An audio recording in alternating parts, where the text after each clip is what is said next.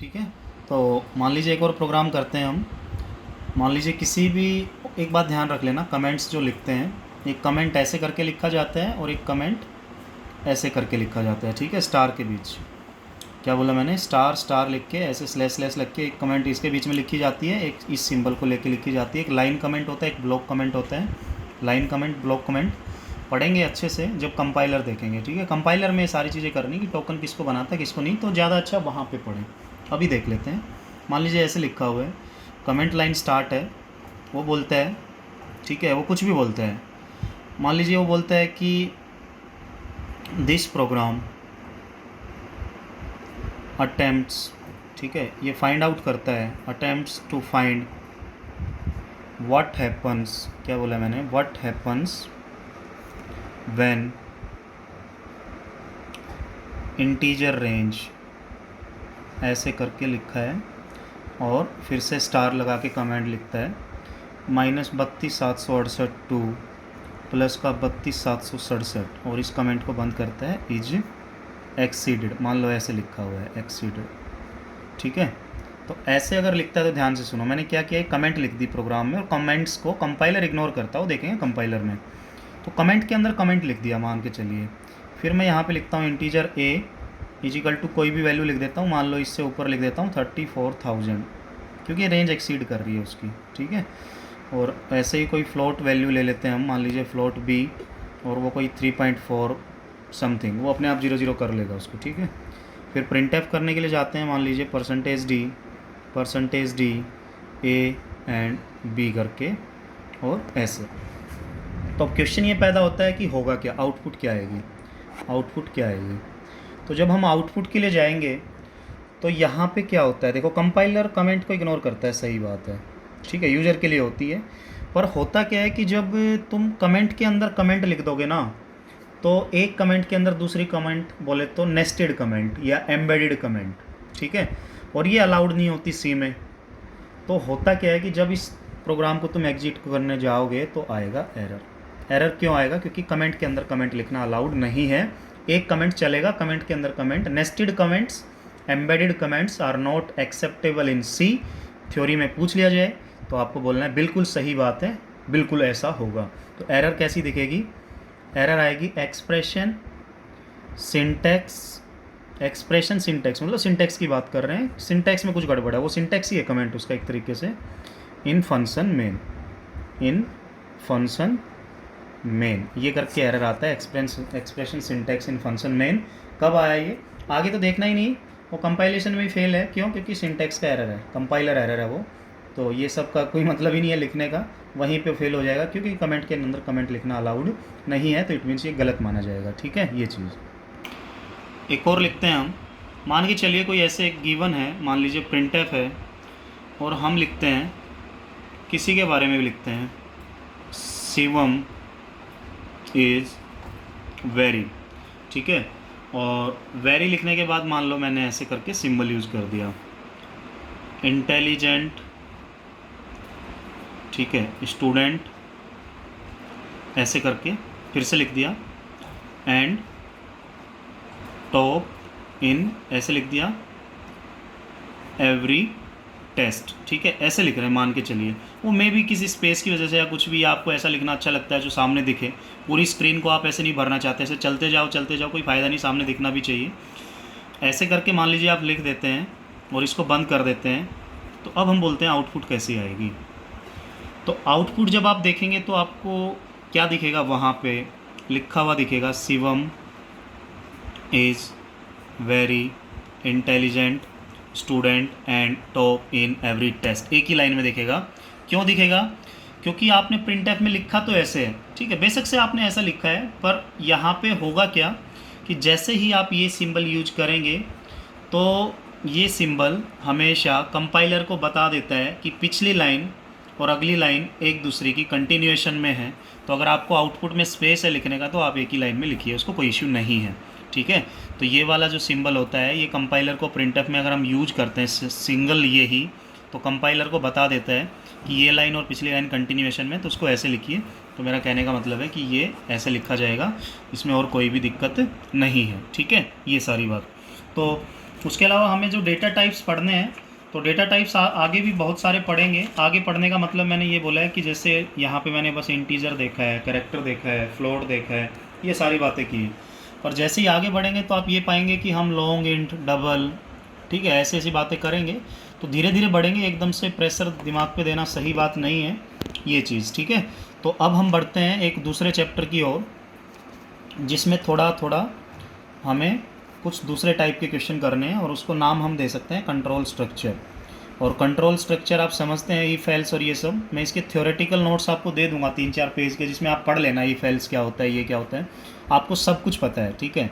BTech की है, MTech की है, बीसीए की है, ई फाइल्स तो पता ही होगा। नहीं भी पता है तो उससे पढ़ लेना, उससे भी ना आए तो मैं क्वेश्चन किस लिए सोल्व करा रहा हूँ, यहाँ पे सिंटेक्स ही तो बताना है, ठीक है। तो जिसको थ्योरी करके करना है वो थ्योरी करके कर लो, जिसको प्रोग्राम करके करना है वो प्रोग्राम करके कर लो। मेरे अकॉर्डिंग प्रोग्राम करने से ज़्यादा याद रहता है, ये सच्चाई है, ठीक है। तो देखते हैं, बढ़ते हैं चैप्टर 2 की तरफ।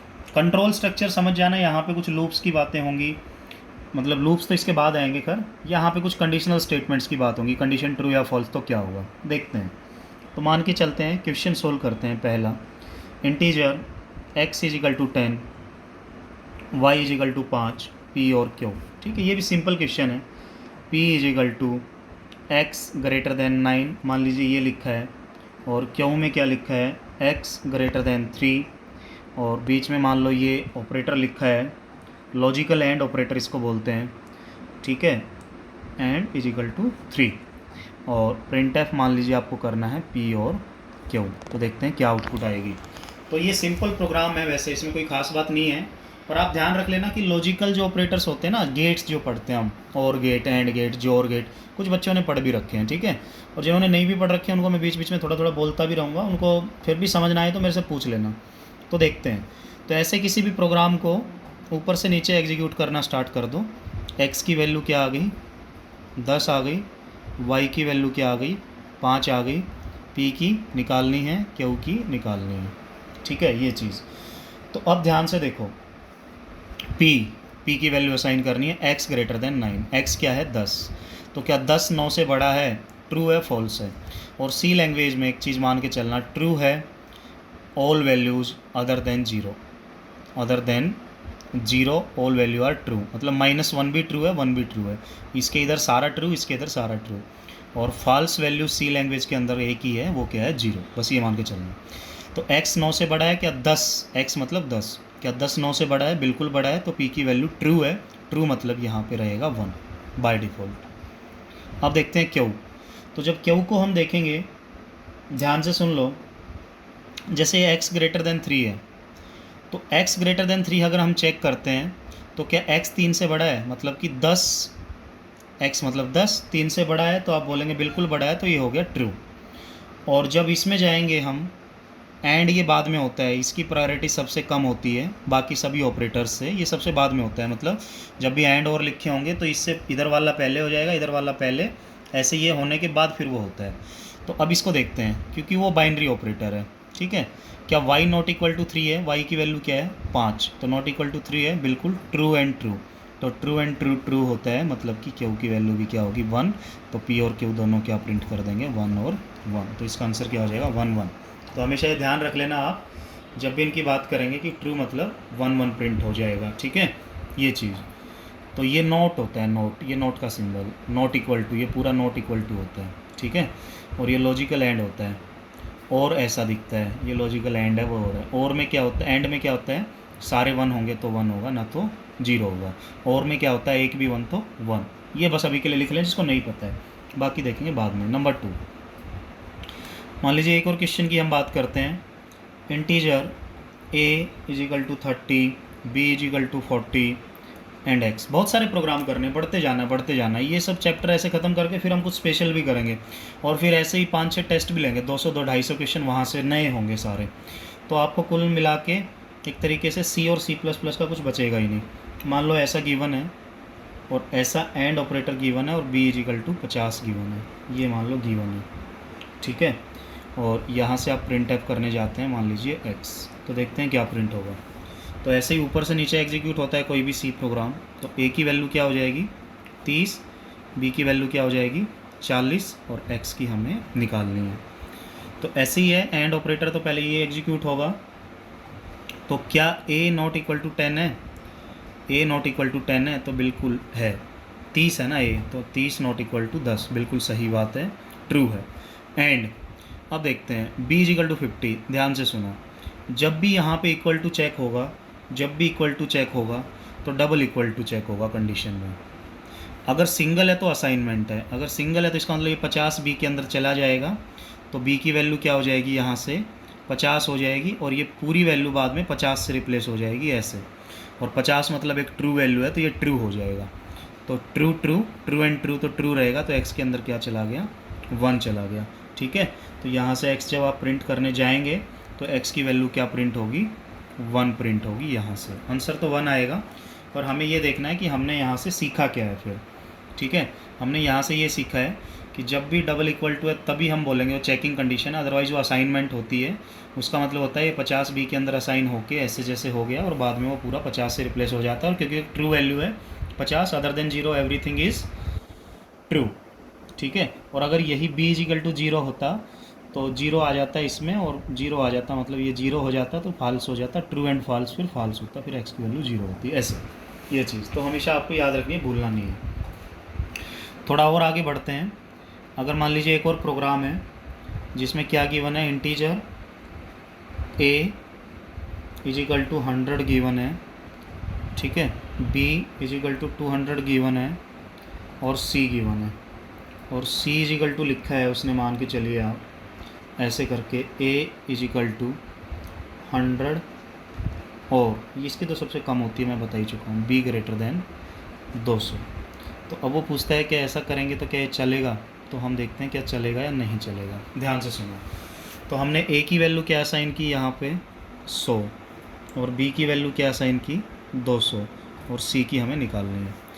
तो क्या ए इज इक्वल टू 100 है, ए इज इक्वल टू 100, बिल्कुल 100 है, तो ये वाली कंडीशन होगी ट्रू।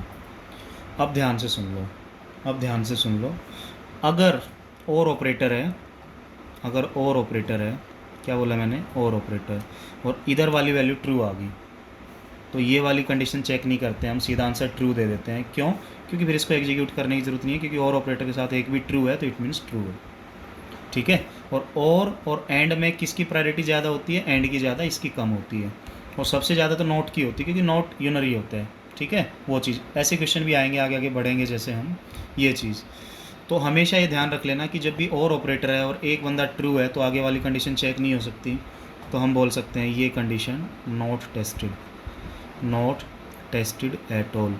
तो पेपर में अगर आ जाए कि इस गिवन क्वेश्चन में कौन सी कंडीशन चेक नहीं होगी, तो बी ग्रेटर देन 200 चेक नहीं होगा, क्योंकि वो पहले से ही ट्रू है। यहीं से ट्रू होने से और ऑपरेटर बीच में तो ट्रू हो जाएगा, मतलब कि सी की वैल्यू 1 हो जाएगी, तो यहाँ से भी क्या प्रिंट होगा, 1 प्रिंट होगा। ये बात हमने सीखी है। ठीक है, इधर ट्रू आ जाए, और भी बातें आगे धीरे धीरे बढ़ेंगे तो क्लियर होती जाएंगी।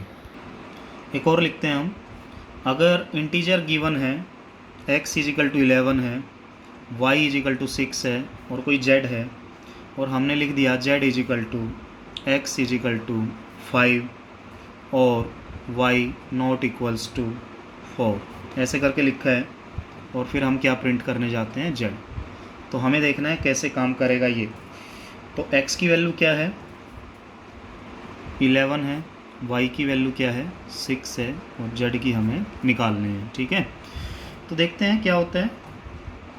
ये कंडीशन चेक होगी, क्या x इज इक्वल टू 5 है, 5 है क्या x, नहीं है, तो ये फॉल्स हो गया।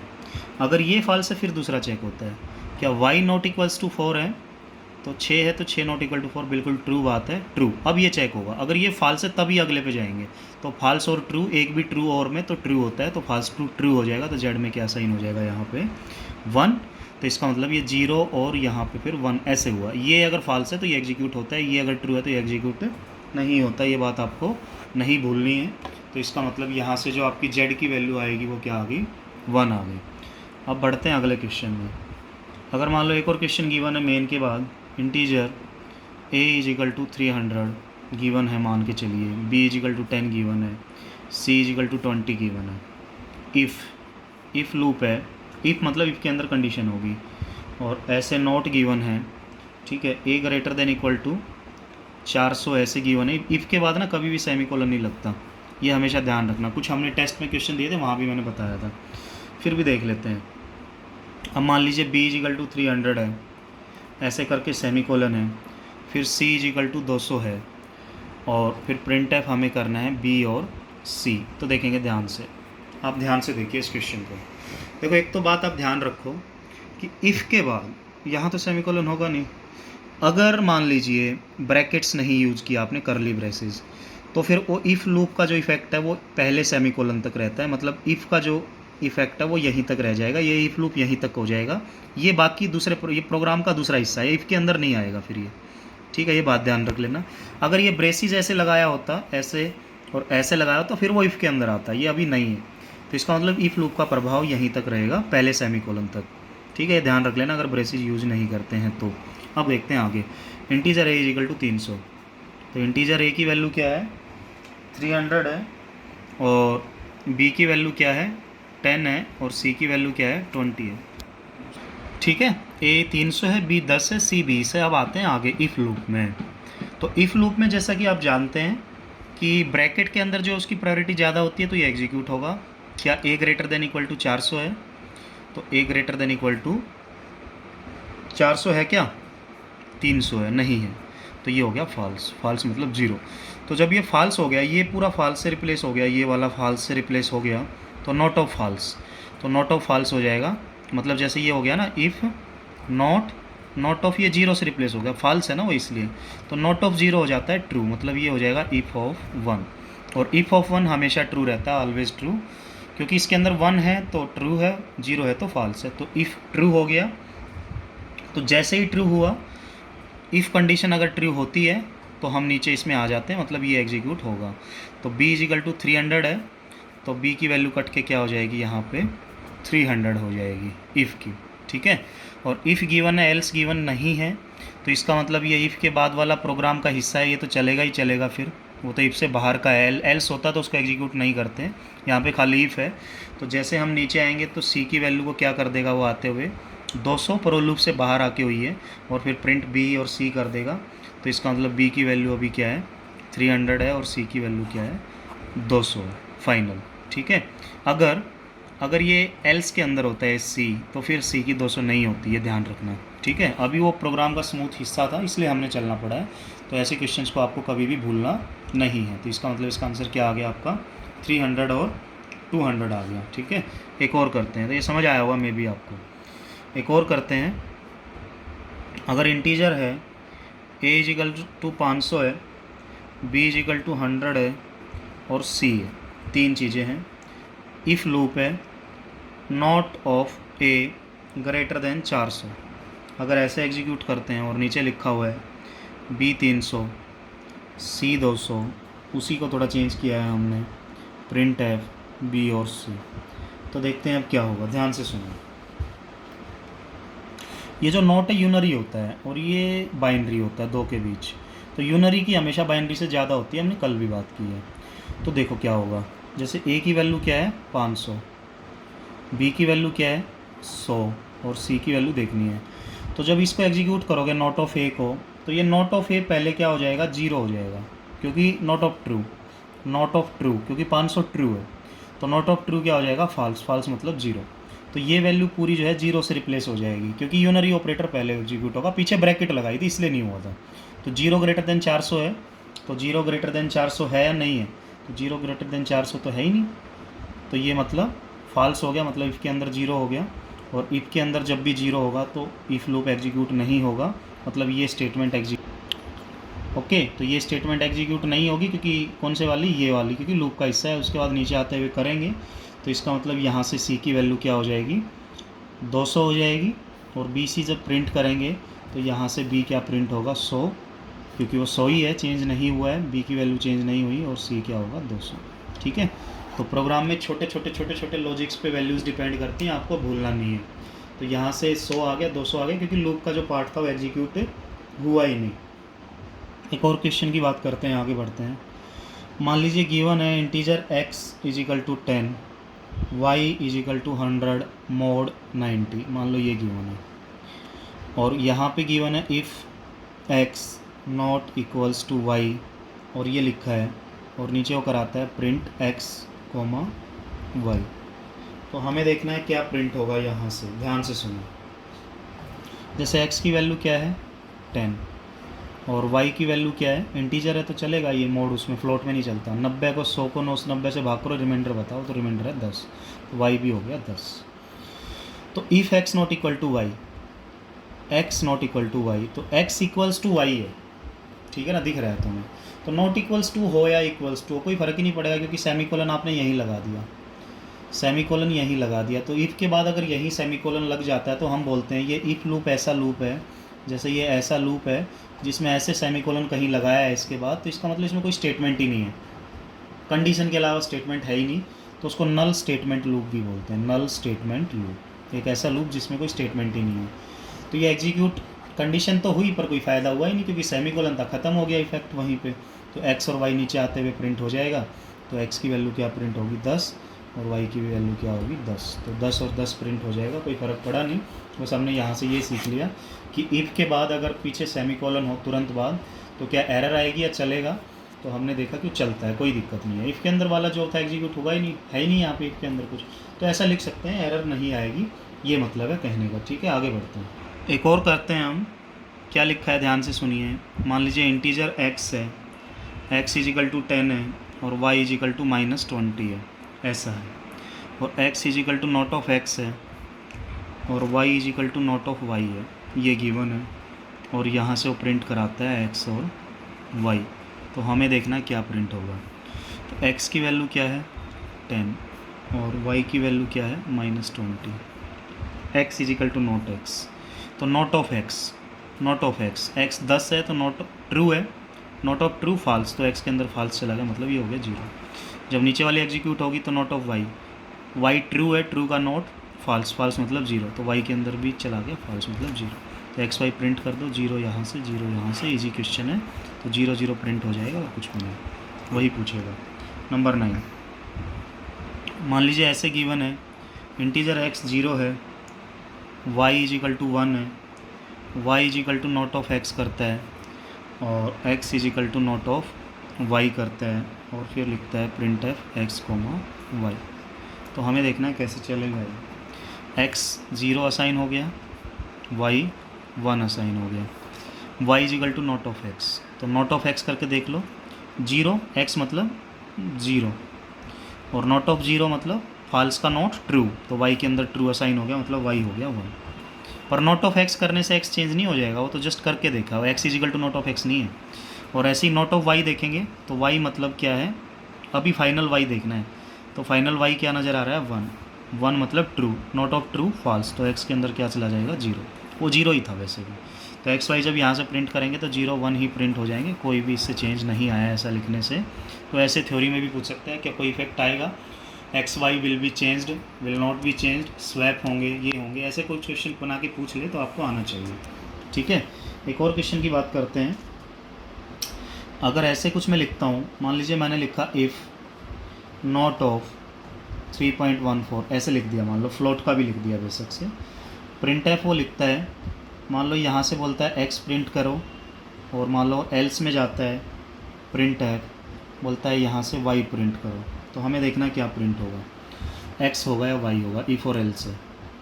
तो नॉट ऑफ 3.14, तो 3.14 क्या है, ट्रू है, तो नॉट ऑफ ट्रू, ट्रू का उल्टा मतलब फॉल्स, तो ये क्या हो जाएगा, इफ़ ऑफ 0 हो जाएगा। तो फॉल्स मतलब कि अगर ये फॉल्स है तो एल्स प्रिंट होगा। ठीक है, तो एल्स प्रिंट होगा मतलब कि यहाँ से क्या प्रिंट हो जाएगा y, ये नीचे वाला ये प्रिंट होगा जो डबल कोट्स के अंदर है। क्यों, क्योंकि नॉट ऑफ ट्रू हमेशा क्या होता है, फॉल्स होता है, और नॉट ऑफ फॉल्स हमेशा क्या होता है, ट्रू। थोड़ा और आगे बढ़ते हैं।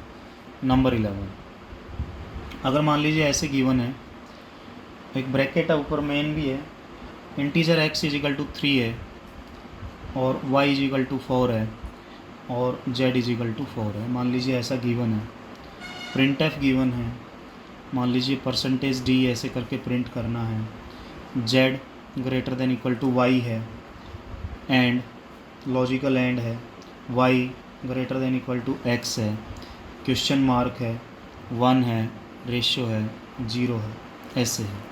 ठीक है, ये एग्जीक्यूट करना है। तो हमने ये लिखा है कंडीशनल स्टेटमेंट। और कंडीशनल स्टेटमेंट कैसा होता है, जैसे ऐसे क्वेश्चन मार्क होता है और रेशियो होता है ये। तो यहाँ पे एक कंडीशन होती है, अगर वो कंडीशन ट्रू होगी तो ये वाली वैल्यू प्रिंट होती है, अगर वो कंडीशन फॉल्स होगी तो ये वाली वैल्यू प्रिंट होती है। तो इसको टर्नरी ऑपरेटर भी बोलते हैं कंडीशनल को। 3 के बीच की बात करेगा, 1 2 3, ternary operator. Last time DSSB में क्वेश्चन आया था कंडीशनल स्टेटमेंट कैसा ऑपरेटर, तो टर्नरी है ना। तो कंडीशन के ऊपर ट्रू है कंडीशन तो ये वैल्यू प्रिंट होगी, फॉल्स है तो रेशियो के बाद वाली होगी। तो एग्जीक्यूट करते हैं इसको, देखते हैं कैसे कंडीशन को एग्जीक्यूट करते हैं। तो ये कंडीशन है और ये वैल्यूज़ हैं ट्रू फॉल्स वाली। तो जेड ये आपको पता ही है सबसे बाद में सबसे कम प्रायोरिटी सी की होती है। तो इसके आगे वाला एग्जीक्यूट करो। तो z greater than equal to y, z देख लो यहाँ से क्या है, एक्स क्या है 3 है, वाई 4 है और जेड भी 4 है। तो जेड मतलब 4, वाई मतलब 4। तो क्या 4 ग्रेटर देन इक्वल टू 4 है, एंड वाई मतलब 4 ग्रेटर देन इक्वल टू 3, यही होगा। तो क्या 4 ग्रेटर देन इक्वल टू 4 है, इक्वल्स टू की वजह से ट्रू हो गया, and 4 greater than equal to 3 है, वो तो ट्रू है ही। तो ट्रू एंड ट्रू कंडीशन होगी ट्रू। अगर ये कंडीशन ट्रू हो गई तो पहले वाली वैल्यू प्रिंट होगी, ना तो आगे वाली वैल्यू प्रिंट होगी, ठीक है। ये वाली कंडीशन जो थी तो 1 प्रिंट होगा यहाँ से, मतलब कि इसका आंसर क्या आ जाएगा 1 आ जाएगा, ठीक है। फॉल्स होता तो 0 आता। कंडीशन एग्जीक्यूट करनी देखी ना आपने कैसे, लॉजिकल हमेशा बाद में होता है, पहले दूसरे सारे ऑपरेशंस होते हैं, ये चीज़ ओके। एक क्वेश्चन और लिखा है मैंने, ध्यान से सुनो। ऐसे x की वैल्यू क्या है 3, y की वैल्यू क्या है 4 और z की वैल्यू भी क्या है 4। प्रिंट है परसेंटेज डी करना है, ये कंडीशनल ऑपरेटर है। तो ये एक कंडीशन है, z greater than equal to y greater than equal to x। तो इसको z वैल्यू पुट कर लो, 4 greater than equal to y मतलब 4 greater than equal to x मतलब कि 3। अब ध्यान से सुनो, ध्यान से सुनना है। तो ये ऐसे आ गया, तो तुम सोचोगे कैसे एग्जीक्यूट करूँ इसको। तो इसमें पहले लेफ़्ट वाला एग्जीक्यूट होता है ये, क्योंकि इक्वल प्रायोरिटी है ना दोनों की। तो लेफ़्ट टू राइट एसोसिएटिव है। तो क्या 4 ग्रेटर देन इक्वल टू 4 है, ट्रू है, ट्रू मतलब ये 1 से रिप्लेस हो जाएगा, 1 ग्रेटर देन इक्वल टू 3 हो जाएगा। फिर ये क्या 1 ग्रेटर देन इक्वल टू 3 है, नहीं है, तो ये हो गया फॉल्स, मतलब ये कंडीशन फॉल्स होगी। ये समझ लेना, ये 1 से रिप्लेस हो जाएगा। फॉल्स हो गया तो इसका मतलब कौन सी वैल्यू प्रिंट होगी 200। तो यहाँ से क्या प्रिंट हो जाएगा, ये डी से 200 हो जाएगा। चीज़ें ध्यान रखनी है। एक और क्वेश्चन देखते हैं। अगर मान लीजिए ऐसे गिवन है किसी क्वेश्चन में, float a is equal to 12.25, b is equal to 13.65 ऐसा है, और वो लिखता है if a is equal to b, a equals to b है, तो प्रिंट एफ करता है a and b are equal, a और b इक्वल हैं, एल्स वो प्रिंट एफ करता है नॉट इक्वल। तो देखते हैं क्या होगा ये चीज़। तो जिसमें ज़्यादा दिमाग होगा वो देखो इस क्वेश्चन को क्या करेगा। दिमाग वाले बच्चों की बहुत वैल्यू होती है। 12.25, बी 13.65। अब जिसमेमें दिमाग है तो देखेगा ये है, बी है, वो बोले यार इक्वल है ही नहीं, नॉट इक्वल आ गया, एकदम से मार के आ जाएगा। पर जब पता चलेगा उसको घर आने पे कि 1.25 माइनस हो गया, देखो कैसे। अब ये देखेगा if a is equal to b, तो क्या ये कंडीशनल मतलब कंडीशन चेक हुई है या असाइनमेंट हुई है। तो आप ध्यान से देखोगे तो एक इक्वल है, बीच में एक इक्वल है, तो बी की वैल्यू ए में चली जाएगी, मतलब कि ए क्या हो जाएगा 13.65 हो जाएगा, ठीक है। असाइन होगी और ये पूरा फिर किससे रिप्लेस हो जाएगा 13.65 से, वो तो मैंने आपको पहले बताया है।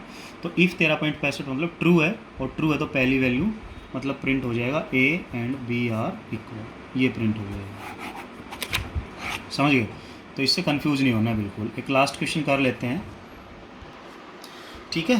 क्वेश्चन लिखा हुआ है, मान के चलिए इफ़ लिखा है ऐसे करके, मान लो ऐसे लिखा है capital A less than small A, मान लीजिए ये लिखा हुआ है सिंगल कोट्स में, करेक्ट आस्काई करेक्टर सेंस का मतलब प्रिंट एफ करेगा एक्स, एल्स प्रिंट एफ करेगा वाई, ये है मान के चलो, ठीक है। तो अब तुम सोचोगे कोई भी कि ये तो गलत है, तो एरर आ गई, पर मैं बोलूँगा भाई आस्काई करेक्टर को इंटीजर में कन्वर्ट कर लो, उसकी आस्काई वैल्यू देख लो। कभी भी इसमें ना इंटीजर और करेक्टर में गलती मत करना, एरर मत लिख देना। क्यों? क्योंकि कैपिटल ए की आस्काई वैल्यू तुम्हें पता है 65 है, लेस देन स्मॉल ए की 97 है, सबको पता है 65 कैपिटल ए होता है, कैपिटल बी 66 होता है, स्मॉल ए 97 होता है, स्मॉल बी 98 होता है। तो क्या 65 97 से छोटा है? बिल्कुल छोटा है, तो ये वाला प्रिंट हो जाएगा, एल्स एग्जीक्यूट नहीं होगा, मतलब कि क्या आंसर आ जाएगा एक्स। ये मैंने बस ऐसे बताया कि एक्स की जगह कुछ और हो तो वो भी आ सकता है, पर मतलब कंडीशन क्या ये चलेगी या नहीं चलेगी वो चीज़। नंबर 15, अगर मान लीजिए एक और प्रोग्राम लिखा है, इंटीजर x = 10 एंड ऐसे करके लिखा हुआ है, ठीक है, और फिर नीचे लिख दिया इफ़ x > 2 और फिर वो लिखता है प्रिंट एफ x की वैल्यू प्रिंट करनी है, ठीक है। जहाँ पे मैं x के ऊपर डबल कोट लगाता हूँ तो x प्रिंट करना है, और जहाँ पे बिना डबल कोट के लिखता हूँ तो x प्रिंट करना है। वैसे वो कैसे होता है, print f double quote %d double quote बंद कोमा x ऐसे लिखा होता है, पर हम शॉर्टकट मार रहे हैं, ठीक है। तो ध्यान से देखो, x की वैल्यू क्या है 10, क्या x 2 से बड़ा या इक्वल है? बिल्कुल है, तो क्या प्रिंट हो जाएगी x की वैल्यू, मतलब क्या प्रिंट हो जाएगा 10। गलत, नहीं होगा। क्यों नहीं होगा? क्योंकि अगर इफ़ पे ये नहीं लगाओगे ब्रैकेट्स तो एरर है, ये लगानी ज़रूरी है, ब्रैकेट के बिना गलती हो जाएगी। तो 10 नहीं आएगा बिल्कुल भी, एरर आएगी। एरर में क्या लिखा होगा, इफ़ स्टेटमेंट मिसिंग, क्या बोला मैंने, if statement missing in function main, मतलब ब्रैकेट में लिख सकते हैं मिसिंग पैरेंथेसिस, ये चीज़ एरर आएगा, सिंटैक्स एरर, ठीक है। तो ये में भी आपको समझ आया होगा कि बिना ब्रैकेट के काम नहीं चलता, ब्रैकेट लगानी पड़ती हैं। एरर्स भी आते हैं, एरर 2 तरीके के होते हैं, कंपाइल और रन टाइम, उनकी भी बात कंपाइलर में पढ़ेंगे हम आराम से। तो ये कुछ बातें हमने की हैं, बाकी की बातें करते हैं बाद में।